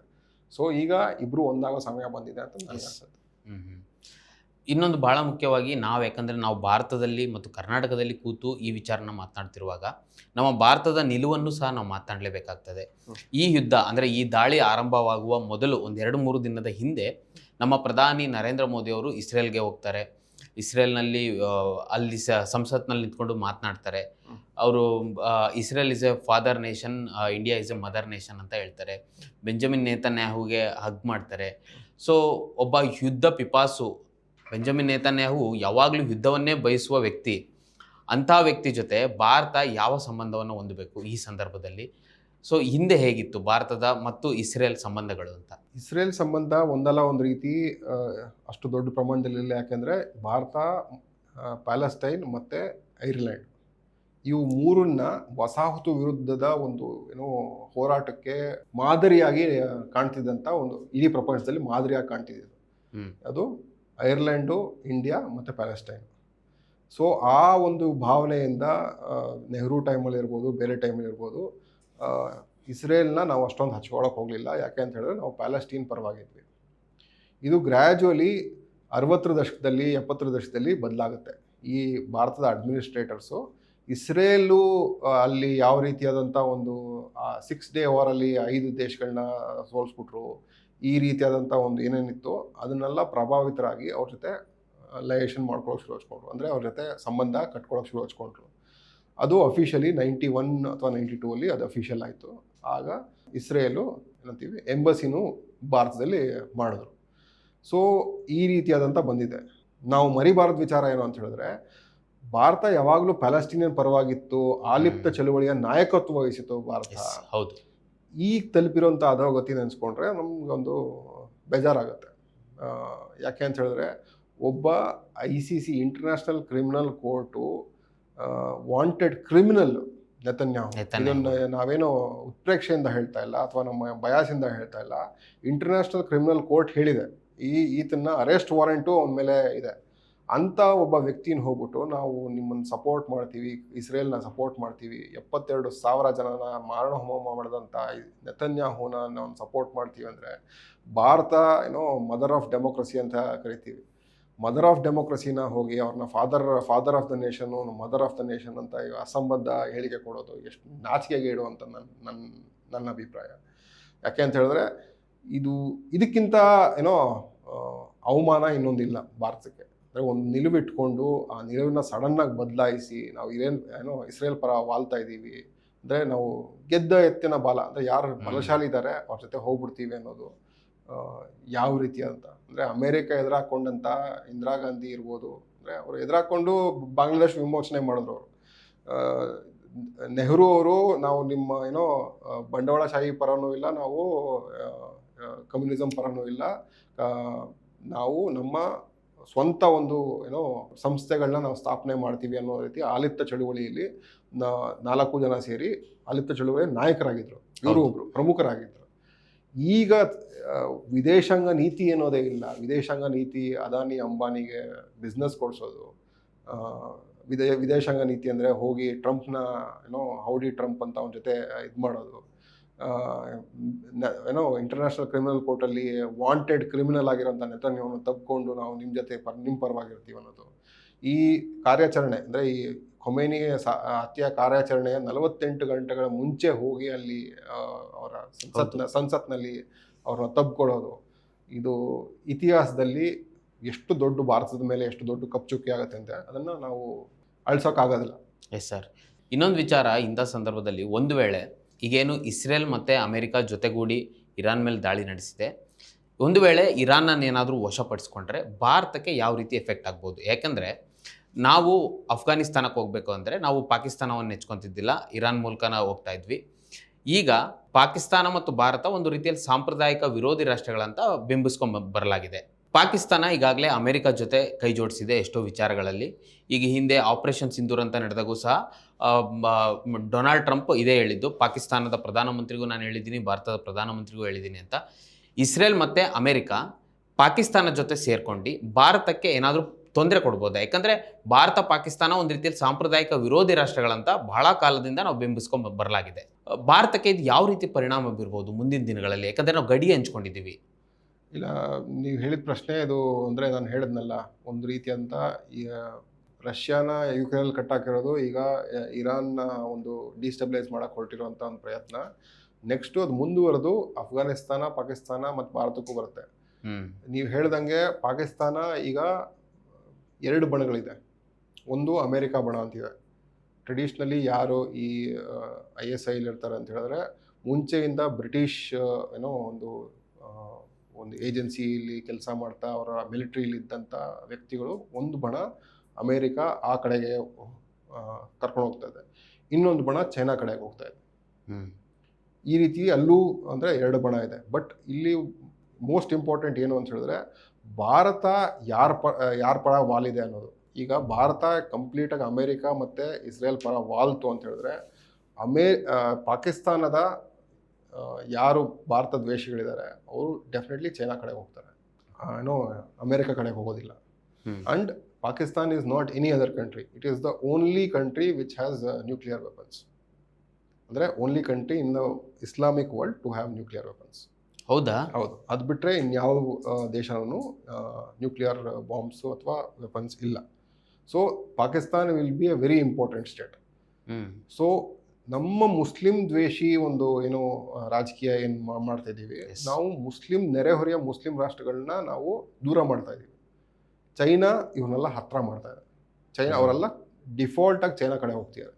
ನೀವು ಸೌದಿನೂ ಅಷ್ಟೇ ಅಥವಾ ಬೇರೆ ಯಾವುದೇ ಮಧ್ಯಪ್ರಾಚ್ಯ ಏಷ್ಯಾದಲ್ಲಿ ನಾವು ಇರಾನ್ ಚೈನಾ ಬಗ್ಗೆ ಮಾತಾಡ್ತಾ ಇದ್ದೀವಿ. ಸೌದಿ ಮತ್ತು ಚೈನಾ ವ್ಯಾಪಾರ ವಹಿವಾಟು ದೊಡ್ಡ ಪ್ರಮಾಣದಲ್ಲಿದೆ. ಯಾವುದೇ ತಗೊಳ್ಳಿ ನೀವು ಅಲ್ಲಿ ಈಜಿಪ್ಟ್ ಇರ್ಬೋದು, ನೀವು ಸಿರಿಯಾ ಇರ್ಬೋದು, ಇವರೆಲ್ಲ ವ್ಯಾಪಾರ ವಹಿವಾಟು ಚೈನಾ ಜೊತೆ ಸಿಕ್ಕಾಪಟ್ಟೆ ಇದೆ. ಸೊ ಇವರೆಲ್ಲ ಆ ಕಡೆ ವಾಲ್ತಿದ್ದಾರೆ. ನಾವು ಮಾತ್ರ ಇಲ್ಲಿ ಅಮೇರಿಕಾ ಇಸ್ರೇಲ್ ಅಂದರೆ ಒಂದು ದುಷ್ಟ ರಾಷ್ಟ್ರಗಳ ಜೊತೆ ನಾವು ಯುದ್ಧಕೋರ ರಾಷ್ಟ್ರಗಳ ಜೊತೆ ಯುದ್ಧಕೋರ ದುಷ್ಟ ರಾಷ್ಟ್ರಗಳ ಜೊತೆ ನಾವು ಓಪನ್ ಆಗಿ ಗುರುತಿಸ್ಕೊಳ್ತಾ ಇದ್ದೀವಿ. ಇದು ಲಾಂಗ್ ಟರ್ಮಲ್ಲಿ ಭಾರಿ ಭಾರತಕ್ಕೆ ಹೊಡೆತ ಕೊಡುತ್ತೆ. ಮೋದಿ ಬಂದ ಮೇಲಂತೂ ಈ ವಾಲ್ವಿಕೆ ದೊಡ್ಡ ಪ್ರಮಾಣದಲ್ಲಾಗಿದೆ. 2016ರಲ್ಲಿ LEMOA ಆ್ಯಕ್ಟ್ ಅಂತ ಮಾಡ್ಕೊಳ್ತಾರೆ, ಒಂದು ಒಪ್ಪಂದ ಮಾಡ್ಕೊಳ್ತಾರೆ. ಅಂದರೆ logistic exchange memorandum of agreement ಅಂತ. ಈ ಅಗ್ರಿಮೆಂಟ್ ಪ್ರಕಾರ ಭಾರತ ಅಮೇರಿಕಾದ ಯಾವುದೇ ನೆಲೆನ ಉಪಯೋಗಿಸ್ಕೋಬೋದು ಏನಾದರೂ ಅನಿವಾರ್ಯತೆ ಬಂದರೆ. ಅಮೇರಿಕನೂ ಅಷ್ಟೇ ಭಾರತದ ಯಾವುದೇ ವಾಯುನೆಲೆ ಅಥವಾ ಸೇನಾ ನೆಲೆನ ಉಪಯೋಗಿಸ್ಕೋಬೋದು. ಇದು ಒಂದು ಅಗ್ರಿಮೆಂಟ್. ಅದಾದ್ಮೇಲೆ ಕಾಮ್ಕಾಸಾ ಅಂತ ಒಂದು ಅಗ್ರಿಮೆಂಟ್ ಬರುತ್ತೆ 2018ರಲ್ಲಿ, communications compatibility and security agreement ಅಂತ. ಈ ಅಗ್ರಿಮೆಂಟ್ ಪ್ರಕಾರ ಇಡೀ ಇಂಟೆಲಿಜೆನ್ಸು ಅವ್ರೇನು ನಮ್ದೇನು ಇಂಟೆಲಿಜೆನ್ಸ್ ಇದೆ ಅವ್ರಿಗೆ ಶೇರ್ ಮಾಡ್ತೀವಿ, ಅವ್ರು ನಮ್ಗೆ ಶೇರ್ ಮಾಡ್ತೀವಿ. ಇಂಟೆಲಿಜೆನ್ಸ್ನ ಅಂದರೆ ಈ ಯುದ್ಧಕೋರ ರಾಷ್ಟ್ರಗಳ ಜೊತೆ ನಾವು ಒಂದು ಅಲಯನ್ಸ್ ಈ ರೀತಿ ಮಾಡ್ಕೊಂಡಿದ್ದೀವಿ. ಅದು 2020ರಲ್ಲಿ BECA ಅಂತ ಅಗ್ರಿಮೆಂಟ್ ಮಾಡ್ಕೊಳ್ತೀವಿ, basic exchange and cooperation agreement. ಈ ಮೂರು ಯಾವ ರೀತಿ ಅಂತ ಹೇಳಿದ್ರೆ ಇಂಟೆಲಿಜೆನ್ಸು ಮತ್ತು ನಮ್ಮ ಮಿಲಿಟ್ರಿ ಆಲ್ಮೋಸ್ಟ್ ಅಲೈನ್ ಆಗಿದೆ ಅನ್ನೋ ಒಂದು ಅಗ್ರಿಮೆಂಟ್ಸು. ಇದೇ ಅಗ್ರಿಮೆಂಟ್ಸ್ ಪಾಕಿಸ್ತಾನ ಜೊತೆ ಅಮೆರಿಕ ಮಾಡ್ಕೊಂಡಿದೆ, ಇಲ್ಲ ಅಂತ ಹೇಳ್ತಾ ಇಲ್ಲ, ಅದೂ ಇದೆ. ಇಲ್ಲೇ ಕನ್ಫ್ಯೂಷನ್ ಆಗೋದು ಜನಕ್ಕೆ ಇಲ್ಲೇ. ಇದು ಯಾವ ಕಡೆ ಹೆಂಗೆ ವಾಲತ್ತೆ ಅಂತ ಹೇಳೋಕ್ಕಾಗೋದಿಲ್ಲ. ಬಟ್ ಭಾರತ ಅಂತೂ ಮೋದಿ ಸರ್ಕಾರ ಭಾರತ ಅನ್ನೋದಕ್ಕಿಂತ ಮೋದಿ ಸರ್ಕಾರ ಇಸ್ರೇಲ್ ಮತ್ತು ಅಮೇರಿಕಾ ಕಡೆ ನಿರ್ದಿಷ್ಟ ನಿಲುವು ಪಡ್ಕೊಂಡಿದೆ. ಇದು ಬೇರೆ ಬೇರೆ ರೀತಿಯಾದಂಥ ನಮಗೆ ಎಪ್ಸ್ಟೀನ್ ಫೈಲಲ್ಲೂ ಮೋದಿಯವರು ಬರ್ತಾರೆ, ಬೇರೆ ಬೇರೆ ಇದರಲ್ಲೂ ಇದೆಲ್ಲ ಬರುತ್ತೆ. ಸೊ ಇದೆಲ್ಲ ಎಲ್ಲಿಗೆ ತೊಗೊಂಡು ಹೋಗುತ್ತೆ ಅಂತ ಗೊತ್ತಿಲ್ಲ. ಬಟ್ ಭಾರತಕ್ಕಂತೂ ಇದರಿಂದ ಭಾರಿ ಒಂದು ಹಿನ್ನಡೆ ಮತ್ತು ಹಿನ್ನಡೆ ಈಗಾಗಲೇ ಆಗಿದೆ. ಈಗ ಅದು ಯಾವ ಸ್ವರೂಪ ಪಡ್ಕೊಳ್ಳುತ್ತೆ ಅದು ಹೇಳೋಕ್ಕಾಗೋದಿಲ್ಲ. ನೀವು ಈಗ ಮಾತನಾಡ್ತಾ ಒಂದು ಮಾತು ಹೇಳಿದಿರಿ, ಎಪ್ಸ್ಟೀನ್ ಫೈಲ್ಸಿಂದನೂ ಟ್ರಂಪ್ಗೆ ಹೊಡೆತ ಬೀಳ್ತಾ ಇದೆ. ತುಂಬ ಕಡೆ ಎಪ್ಸ್ಟೀನ್ ಫೈಲ್ಸ್ನಲ್ಲಿ ಟ್ರಂಪ್ನ ಹೆಸರುಗಳು ಈಗಾಗಲೇ ಫೋಟೋಸ್ ಅಂತೂ ವ್ಯಾಪಕವಾಗಿ ನಮಗೆ ಗೂಗಲ್ನಲ್ಲಿ ಸಿಗ್ತದೆ. ವೆಬ್ಸೈಟ್ಗಳ ಗೂಗಲ್ನಲ್ಲಾಗಿರ್ಬೋದು, ಮತ್ತು ಎಪ್ಸ್ಟೀನ್ ಏನು ಬಿಡುಗಡೆ ಮಾಡಿದೆ ಅದರಲ್ಲೇ ಹೋದರೆ ವ್ಯಾಪಕವಾಗಿ ಟ್ರಂಪ್ ಹೆಸರಾಗಿರ್ಬೋದು, ಟ್ರಂಪ್ ಫೋಟೋಸ್ ಸಿಗ್ತದೆ. ಎಪ್ಸ್ಟೀನ್ ಫೈಲ್ಸ್ನಲ್ಲಿ ಟ್ರಂಪ್ ಹೆಸರು ಬಿಡುಗಡೆ ಆದ ನಂತರ ಒಂದು ರೀತಿಯಲ್ಲಿ ಟ್ರಂಪ್ ಭಯಪಟ್ಟಿದ್ದಾರೆ ಅಂತ ಒಂದು ಚರ್ಚೆ ನಡೀತಾ ಇದೆ ಒಂದು ಕಡೆ. ಅದಕ್ಕೋಸ್ಕರ ಇಸ್ರೇಲ್ ಜೊತೆ ಏನು ಮಾಡಲು ಟ್ರಂಪ್ ಸಿದ್ಧರಾಗಿದ್ದಾರೆ ಅಂತ ಕೂಡ ಚರ್ಚೆ ನಡೀತಾ ಇದೆ. ಸೊ ಇದು ನಿಜನಾ ಸರ್? ಇದನ್ನ ಖಡಾಖಂಡಿತವಾಗಿ ನಿಜ ಅಂತ ಹೇಳಕ್ಕಾಗದೇ ಇದ್ರು, ಆದರೆ ಸಿಕ್ಕಿರುವಂಥ ಸಾಕ್ಷಿಗಳು ಅಲ್ಲಿ ಹೊರಗಡೆ ಬಂದಿರುವಂಥ ಪುರಾವೆಗಳನ್ನ ನಾವು ನೋಡಿದಾಗ ಅದು ಒಂದು ನಿರ್ದಿಷ್ಟವಾದ ಒಂದು ಪ್ಯಾಟ್ರನ್ ಕಾಣಿಸುತ್ತೆ. ಅಂದರೆ ಎಪ್ಸ್ಟೀನು ಒಬ್ಬ ಇಸ್ರೇಲಿ ಬೇಹುಗಾರಿಕೆಯ ಮೆಂಬರ್ ಆಗಿದ್ದ. ಓಕೆ, ಅವನಿಗೆ ಬರೀ ಅಮೇರಿಕಾದ CIAನೂ ಒಂದು ಸಂಪರ್ಕದಲ್ಲಿತ್ತು, ಇಸ್ರೇಲ್ನ ಮೊಸಾಡೋ ಒಂದು ಸಂಪರ್ಕದಲ್ಲಿತ್ತು. ಆತ ಕೆಲಸ ಮಾಡ್ತಿದ್ದು ಈ ಪೊಲಿಟಿಷಿಯನ್ಸ್ನ ಹೆಂಗೆ ಕಂಟ್ರೋಲ್ ಮಾಡೋದು ಅನ್ನೋ ರೀತಿಲಿ ಅವ್ನು ಮಾಡ್ತಿದ್ದ.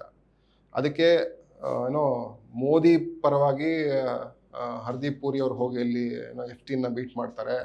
ಆಮೇಲೆ ಅನಿಲ್ ಅಂಬಾನಿ ಹೋಗಿ ಮೀಟ್ ಮಾಡ್ತಾರೆ. ಈ ರೀತಿಯಾದಂಥ ಈ ಅಂತಾರಾಷ್ಟ್ರೀಯ ರಾಜಕೀಯದ ಒಳಸುಳಿಗಳು ಎಪ್ಸ್ಟೀನ್ ಫೈಲಲ್ಲಿ ನಗ್ನವಾಗಿ ಕಾಣ್ತಾ ಇದೆ. ಈ ಟ್ರಂಪ್ದು ಅಷ್ಟೇ, ಟ್ರಂಪ್ದು ತುಂಬ ಕೇಸ್ಗಳು ಇದರಲ್ಲಿದೆ, ಅದನ್ನು ಅಳಸ ಹಾಕಲಾಗಿದೆ ಅಂತ ಹೇಳ್ತಾ ಇದೆ. ಸೊ ಆತನ ಮೇಲೆ ಪ್ರಭಾವ ಬೀರಿ ಅದು ಪ್ರೆಷರ್ ಮಾಡೋದಕ್ಕೂ ಇದನ್ನು ಬಳಸ್ಕೊಳ್ಳಾಗಿದೆ ಅಂತಲೂ ಹೇಳ್ತಾ ಇದೆ.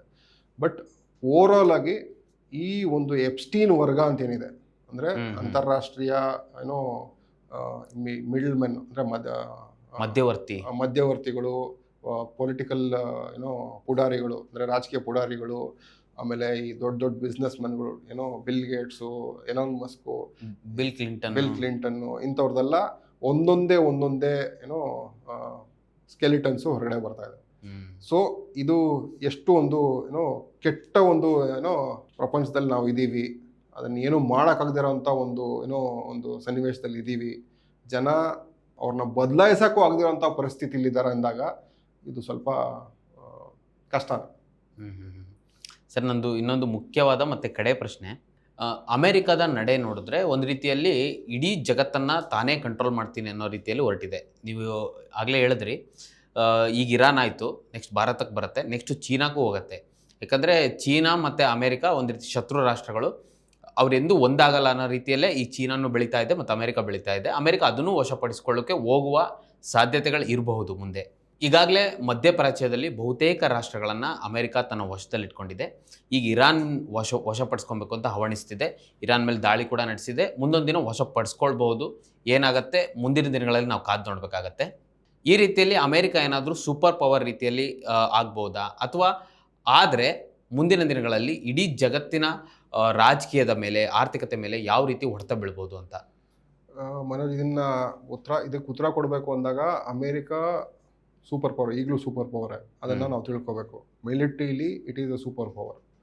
ಆದರೆ ಅದರ ಪ್ರಭಾವ, ಆರ್ಥಿಕ ಪ್ರಭಾವ ಅಥವಾ ವಾಣಿಜ್ಯ ಇದರದೆಲ್ಲ ಪ್ರಭಾವ ಕುಗ್ತಾ ಇದೆ. ಅದು ಏನಕ್ಕೆ ಕುಗ್ತಾ ಇದೆ ಅಂತಲೂ ನಾವು ತಿಳ್ಕೊಬೇಕು. ಸೋವಿಯತ್ತು ಮತ್ತು ಅಮೇರಿಕ ಎರಡು ಜಗತ್ತಿತ್ತು. ಒಂದು ಕ್ಯಾಪಿಟಲಿಸಮ್ಗೆ, ಒಂದು ಕಮ್ಯುನಿಸಮ್ಗೆ ಅಂತ. ಸೋವಿಯತ್ ಪತನ ನಂತರ ಅಮೇರಿಕಾಗೆ ಚಾಲೆಂಜ್ ಮಾಡೋರಂಥ ಶಕ್ತಿಗಳು ಬರಲೇ ಇಲ್ಲ ಅಥವಾ ಇರಲಿಲ್ಲ. ಸೋವಿಯತ್ತೇ ಲಾಸ್ಟು ಅದನ್ನು ಚಾಲೆಂಜ್ ಮಾಡಿದಂಥ ಒಂದು ಪವರು. ಅದರ ನಂತರ ಈಗೇನು ಮಾಡಕ್ಕೆ ಹೊರಟಿದೆ, ಅದು ತನ್ನ ಈ ಪವರ್ನ ನಿರಂತರವಾಗಿ ತೊಗೊಂಡೋಗ್ಬೇಕು ಅಂತ ಹೇಳಿದ್ರೆ ಬೇರೆ ಯಾರೂ ಮೇಲೆ ಬರಬಾರ್ದು. ಆದರೆ ಚೀನಾ ಅತ್ಯಂತ ವೇಗವಾಗಿ ಈ ಎಲ್ಲದನ್ನು ಮೀರಿ ಬೆಳೀತಾ ಇದೆ. ಅಂದರೆ ಅದು ಚೀನಾದ ಸ್ಟೋರಿ ಅನ್ಬಿಲಿಯಬಲ್ ಸ್ಟೋರಿ ಅಂತ ನನ್ನ ಪ್ರಕಾರ. ಯಾವ ರೀತಿ ಒಂದು ನೀವು ಪ್ರಪಂಚದ ಯಾವುದೇ ಒಂದು ತಂತ್ರಜ್ಞಾನ ತೊಗೊಂಡ್ರು ಚೀನಾ ಅದರಲ್ಲಿ ಮುಂಚೂಣಿಯಿದೆ.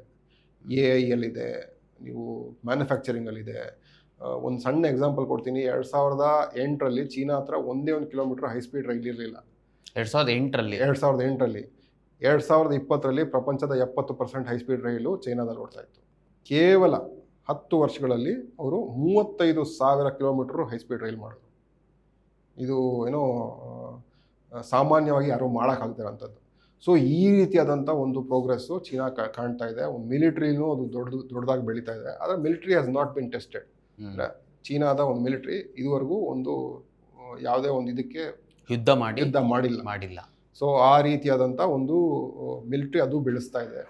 ಸೊ ಇದೆಲ್ಲ ನೋಡಿದಾಗ ಈಗ ಅಮೇರಿಕಾಗೆ ಚಾಲೆಂಜ್ ಮಾಡುವಂಥ ಯಾವುದೋ ಒಂದು ಪವರ್ ಬರ್ತಾ ಇದೆ ಅಂತ ಹೇಳಿದ್ರೆ ಅದು ಚೀನಾ ಮಾತ್ರ.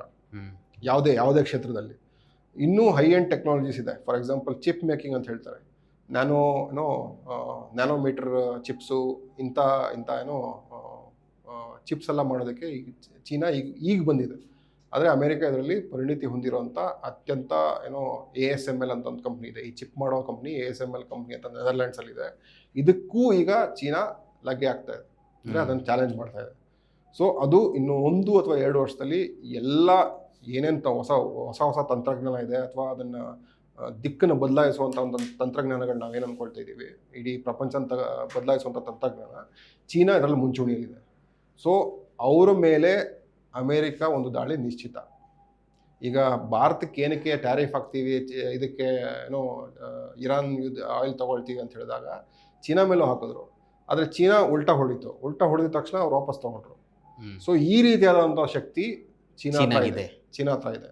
ಫಾರ್ ಎಕ್ಸಾಂಪಲ್, ಈಗ ಇರಾನ್ ದಾಳಿಯಾಗಿದ್ದಕ್ಕೆ ಇರಾನ್ಗೆ ದೊಡ್ಡ ಸಮಸ್ಯೆ. ಯಾಕೆ ಅಂತ ಹೇಳಿದ್ರೆ ಇರಾನ್ದು 90% ಆಯಿಲು ಚೀನಾಗೆ ಹೋಗ್ತಿದೆ. ಅದು ಈಗಲೂ ಕಳಿಸ್ಬೋದು, ಇಲ್ಲ ಅಂತ ಹೇಳ್ತಲ್ಲ. ಅದು ಬೇರೆ ರೀತಿ ಯುದ್ಧ ಇವು ಮಾಡಿಕೊಂಡೇ ಕಳಿಸ್ಬೋದು. ಆದರೂ ಚೀನಾಗೆ ಅದು ಬೆಳೀತಾ ಇರೋವಂಥ ಒಂದು ವೇಗ ನೋಡಿದಾಗ ಅದಕ್ಕೆ ಅಪಾರ ಪ್ರಮಾಣದ ಈ ರೀತಿಯಾದಂಥ ಕಚ್ಚಾ ತೈಲ ಅವಶ್ಯಕತೆ ಇದೆ. ಅವ್ರು ಎಲೆಕ್ಟ್ರಿಕ್ಕು ಆ ಕಡೆಗೂ ಹೋಗ್ತಿದ್ದಾರೆ, ಇಲ್ಲ ಅಂತ ಹೇಳ್ತಾ ಇಲ್ಲ. ಮತ್ತು ರಷ್ಯಾ ಕಡೆಯಿಂದ ಮತ್ತು ಸೆಂಟ್ರಲ್ ಏಷ್ಯಾ ಕಡೆಯಿಂದ ಆಯಿಲ್ ಆ್ಯಂಡ್ ಗ್ಯಾಸ್ ಹೋಗ್ತಾ ಇದೆ. ಬಟ್ ಅವರು ಬೆಳೀತಾ ಇರೋ ರೀತಿಗೆ ಅವ್ರು ಬೇಕಾಗಿರೋಂಥ ಇಂಧನ ಶಕ್ತಿ ಇದಕ್ಕೂ ಇರಾನಿಂದನೂ ಹೋಗಬೇಕು. ಸೊ ಇದನ್ನು ತಡೀತಾರೆ ಅವರು. ಇದನ್ನು ತಡೆಯೋಕೆ ಹೋದಾಗ ಚೀನಾಗೇನೋ ಅಷ್ಟೊಂದು ದೊಡ್ಡ ಸಮಸ್ಯೆ ಆಗಲ್ಲ, ಇರಾನ್ ಸಮಸ್ಯೆ ಆಗುತ್ತೆ. ಸೊ ಚೀನಾನ ನಾವು ಒಂದು ಬರ್ತಾರಂತ ಅಂದರೆ ಒಂದು ಹೊಸ ರೀತಿಯಂಥ ಮೊಳಕೆ ಹೊಡೆದು ಬೆಳೀತಾರಂಥ ಒಂದು ಸೂಪರ್ ಪವರ್ ಅಂತ ನೋಡಬೇಕು. ಅಮೇರಿಕ ಒಂದು ಹಳೆಯ ಇನ್ನೇನು ಬೀಳ್ಬೇಕಾಗಿರೋಂಥ ಮರ ಅಂತ ನೋಡ್ಬೇಕಾ ಗೊತ್ತಿಲ್ಲ ನನಗೆ. ಓವರ್ ಆಲ್ ಇದೇ ಥರ ಇದೆ. ಬಟ್ ಇದು ಯಾವ ರೀತಿ ಒಂದು ಸ್ವರೂಪ ಪಡ್ಕೊಳ್ಳುತ್ತೆ, ಇದು ಯುದ್ಧಕ್ಕೆ ಹೋಗಿ ಮುಗಿಯುತ್ತಾ ಅದು ಗೊತ್ತಿಲ್ಲ. ಸೊ ಇದೆಲ್ಲ ಆದಮೇಲೆ ನೆಕ್ಸ್ಟು ವಾರ್ ಶುರುವಾಗೋದು ತೈವಾನು ಮತ್ತು ಚೀನಾ ಸುತ್ತು ಏನೇನಿದೆ ಪ್ರದೇಶಗಳು ಅಲ್ಲೆಲ್ಲ ಶುರು ಆಗುತ್ತೆ.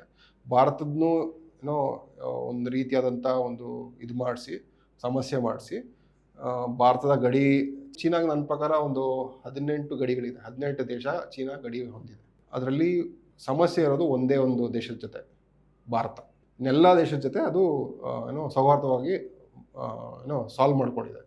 ಸೊ ಇಂಥ ಸಮಸ್ಯೆಗಳು ಎಲ್ಲಿದೆ ಅಂದರೆ ಈ ಚೀನಾ ಮತ್ತು ಭಾರತದ ಗಡಿ ಸಮಸ್ಯೆ ಕೂಡ ಅದು ಎಕ್ಸಾಕ್ಟ್ಲಿ ಭಾರತ ಮತ್ತು ಚೀನಾ ಸಮಸ್ಯೆ ಅಲ್ಲ, ಬ್ರಿಟಿಷರು ಮಾಡಿರೋಂಥ ಒಂದು ಏನು ಗಡಿ ಇದೆಯಲ್ಲ ಆ ಸಮಸ್ಯೆ. ಸೊ ಈ ವಸಾಹತು ಕೊಲೋನಿಯಲಿಸಮ್ ಏನು ಮಾಡಿದೆ, ಇದನ್ನೇ ಒಂದು ಮುಂದೆ ಉಪಯೋಗಿಸ್ಕೋಬೋದು ಅನ್ನೋ ರೀತಿಯಂಥ ಪ್ರಾಬ್ಲಮ್ಗಳು ಮಾಡಿ ಹೋಗಿದೆ. ಸೊ ಭಾರತ ಚೀನಾ ಸಂಘರ್ಷ ಕೂಡ ಮುಂದೆ ಆಗ್ಬೋದು ಅಮೇರಿಕಾ ನೇತೃತ್ವದಲ್ಲಿ. ಸೊ ಇದೆಲ್ಲ ಇದೆ. ಸೊ ಇದನ್ನು ನಾವು ಹೆಂಗೆ ನೋಡ್ತೀವಿ, ಅದು ಹೇಗೆ ಮಾಡ್ತೀವಿ. America wants to remain super power, but the other surrounding ಏನಾಗ್ತಾ ಇದೆ, ಅಮೇರಿಕಾ ಆರ್ಥಿಕವಾಗಿ ಕುಸಿತಾ ಇದೆ, ಇನ್ನೂ ಮಿಕ್ಕಿದ್ದು ಏನು ಸಮಸ್ಯೆಗಳಾಗ್ತಾ ಇದೆ. ಅಮೇರಿಕಾದಲ್ಲೇ ಈಗ ಟ್ರಂಪ್ ಅಂತ ಒಂದು ನಾಯಕ ಬಂದಿರೋದೇ ಅಲ್ಲಿ ಒಂದು ಬಿಕ್ಕಟ್ಟು ತೋರಿಸುತ್ತೆ, ರಾಜಕೀಯ ಬಿಕ್ಕಟ್ಟು ತೋರಿಸುತ್ತೆ. ಸೊ ಇದು ಅಮೇರಿಕಾ ಒಂದು ಕುಸಿತಾ ಇರೋವಂಥ ಒಂದು ಸೂಪರ್ ಪವರು, ಚೈನಾ ಒಂದು ಮೇಲೆ ಬರ್ತಂಥ ಸೂಪರ್ ಪವರು. ನಾವು ಚೈನಾನೂ ಸಪೋರ್ಟ್ ಮಾಡಬಾರ್ದು, ಅಮೇರಿಕಾನೂ ಸಪೋರ್ಟ್ ಮಾಡಬಾರ್ದು. ಭಾರತ ತನ್ನ ಸ್ವಂತ ಕಾಲ ಮೇಲೆ ಇದೆರಡಕ್ಕೂ ಚಾಲೆಂಜ್ ಮಾಡುವಂಥ ಒಂದು ಶಕ್ತಿಯಾಗಿ ಹೊರಹೊಮ್ಮಬೇಕು. ಅದು ನಮ್ಮ ಮುಂದೆ ಇರೋ ಚಾಲೆಂಜ್. ಇಡೀ ಜಗತ್ತಿನಲ್ಲಿ ಹೈಯೆಸ್ಟ್ ಪಾಪ್ಯುಲೇಷನ್ ಇರುವಂಥ ದೇಶ ನಮ್ಮ ಭಾರತ. ಸೊ ನನ್ನ ಕಡೆಯ ಪ್ರಶ್ನೆ ಇದೇ ವಿಚಾರಕ್ಕೆ, ನೀವು ಭಾರತದ ಬಗ್ಗೆ ಮಾತನಾಡಿದ್ದಕ್ಕೆ, ಭಾರತಕ್ಕೆ ಮುಂದಾಲೋಚನೆನೇ ಇಲ್ವಾ? ಅಂದರೆ ಈಗ ನಾನು ಆಗಲೇ ನೀವೇ ಹೇಳಿದ್ರಿ, ಇಸ್ರೇಲ್ ಜೊತೆ ಹೋಗ್ತಾರೆ, ಮೊದಲು ನಾವು ಪ್ಯಾಲೆಸ್ತೈನ್ ಜೊತೆ ಒಳ್ಳೆ ಸಂಬಂಧವನ್ನು ಇಟ್ಕೊಂಡಿದ್ವಿ, ಅಲಿಪ್ತ ನೀತಿಯಲ್ಲಿ ನಾವು ನಾಯಕರಾಗಿದ್ವಿ.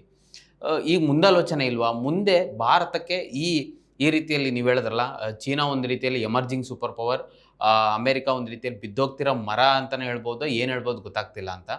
ಭಾರತಕ್ಕೆ ಈ ಎರಡು ದೇಶಗಳ ನಡುವೆ ಯಾವ ರೀತಿಯಲ್ಲಿ ಎಫೆಕ್ಟ್ ಆಗ್ಬೋದು, ಮುಂದೆ ಭಾರತ ಹೇಗಿರ್ಬೋದು ಅನಿಸುತ್ತೆ ನಿಮಗೆ?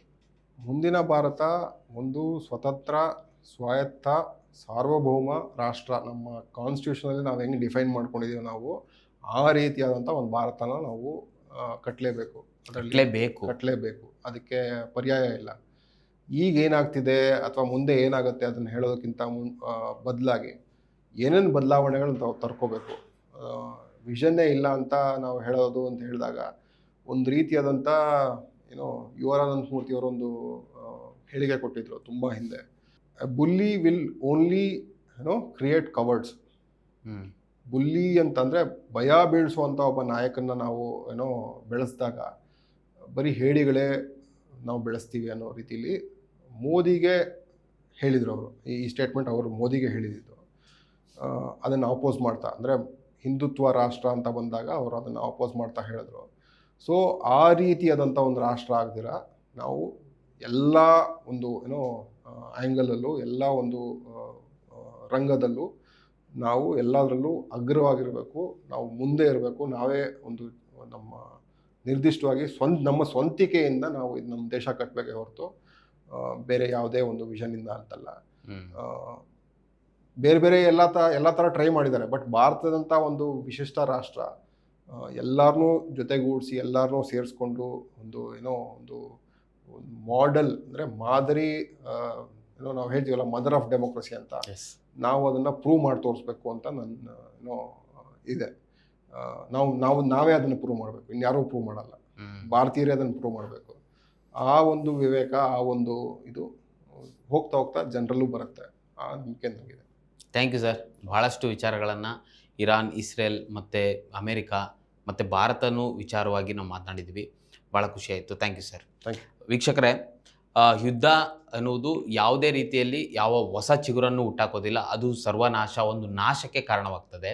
ಅಥವಾ ಈಗ ನಡೀತಿರುವ ಯುದ್ಧದಿಂದ ಒಂದು ವೇಳೆ ಏನಾದರೂ 3ನೇ ಮಹಾಯುದ್ಧ ನಡೆದರೆ ಒಂದು ತಮಾಷೆಯ ರೀತಿಯಲ್ಲಿ 4ನೇ ಮಹಾಯುದ್ಧ ನಡೆಯೋಕ್ಕೆ ಬಿಲ್ಲು ಬಾಣ ಇಟ್ಕೊಂಡು ಯುದ್ಧ ಮಾಡಬೇಕಾಗತ್ತೆ. ಯಾಕಂದರೆ ಈಗಿರುವಂಥ ಸೂಪರ್ ಪವರ್ ದೇಶಗಳಲ್ಲಿ, ಈಗಿರುವಂಥ ದೇಶಗಳಲ್ಲಿ ನ್ಯೂಕ್ಲಿಯರ್ ವೆಪನ್ಸನ್ನು ಯೂಸ್ ಮಾಡಿದ್ರೆ ಇಡೀ ದೇಶನೇ ಸರ್ವನಾಶ ಆಗ್ತದೆ, ಇಡೀ ಜಗತ್ತೇ ಸರ್ವನಾಶ ಆಗ್ತದೆ. ಒಂದು ಕಡೆ ಟ್ರಂಪು, ಇನ್ನೊಂದು ಕಡೆ ನೇತನ್ಯಾಹು, ಇಂಥವ್ರನ್ನ ಪ್ರಜಾಪ್ರಭುತ್ವದ ತಾಯಿ ಅಂತ ಹೇಳುವ ಭಾರತದ ಪ್ರಧಾನಿ ಹೋಗಿ ಬೆಂಬಲಿಸ್ತಾರೆ ಅಂದರೆ ನಿಜಕ್ಕೂ ನಾಚಿಕೆಗೇಡಿನ ಸಂಗತಿ ಅಂತಲೇ ಹೇಳ್ಬೋದು. ಯುದ್ಧ ಅನ್ನೋದನ್ನು ಒಂದು ರೀತಿಯಲ್ಲಿ ಉದ್ಯಮದ ರೀತಿಯಲ್ಲಿ ಎಲ್ಲರೂ ಮಾಡ್ಕೊಂಡಿದ್ದಾರೆ. ಇಂಥ ಸಂದರ್ಭದಲ್ಲಿ ನಾವೆಲ್ಲರೂ ನಾಗರಿಕರು ಮತ್ತು ಪ್ರಜ್ಞಾವಂತ ನಾಗರಿಕರು ಇದನ್ನು ನಿಜಕ್ಕೂ ಖಂಡಿಸಲೇಬೇಕು. ಯುದ್ಧದ ಸಂದರ್ಭದಲ್ಲಿ ಬಹಳ ಮುಖ್ಯವಾಗಿ ಸತ್ಯಗಳು ನಾಶವಾಗ್ತವೆ, ಮಾನವೀಯತೆ ನಾಶವಾಗುತ್ತೆ. ಅಂಥ ಸತ್ಯವನ್ನು ಮಾನವೀಯತೆ ದೃಷ್ಟಿಯಿಂದ ನಮ್ಮ ಈ ದಿನ .com ಈ ಸತ್ಯದ ವಿಚಾರಗಳನ್ನು ಪ್ರಸಾರ ಮಾಡ್ತಾ ಇದೆ. ದಯವಿಟ್ಟು ಈ ದಿನ .com ಯೂಟ್ಯೂಬ್ ಚಾನಲ್ನ ಸಬ್ಸ್ಕ್ರೈಬ್ ಮಾಡಿ ಮತ್ತು ನಮ್ಮನ್ನು ಬೆಂಬಲಿಸಿ. ಇದೇ ರೀತಿಯ ವಿಡಿಯೋಗಳಿಗಾಗಿ ಈ ದಿನ .com ಯೂಟ್ಯೂಬ್ ಚಾನಲ್ನ ಸಬ್ಸ್ಕ್ರೈಬ್ ಮಾಡಿ ಮತ್ತು ನಮ್ಮ ಜೊತೆ ನಿಲ್ಲಿ. ನಮಸ್ಕಾರ. ಮತ್ತಷ್ಟು ವಿಶೇಷ ವಿಡಿಯೋಗಳನ್ನು ನೋಡಲು ಮತ್ತು ಹೊಸ ವಿಡಿಯೋಗಳ ಬಗ್ಗೆ ತಿಳಿಯಲು ಈ ದಿನ .com ಯೂಟ್ಯೂಬ್ ಚಾನೆಲ್ ಸಬ್ಸ್ಕ್ರೈಬ್ ಮಾಡಿ ಮತ್ತು ಬೆಲ್ ಐಕಾನ್ ಕ್ಲಿಕ್ ಮಾಡಿ.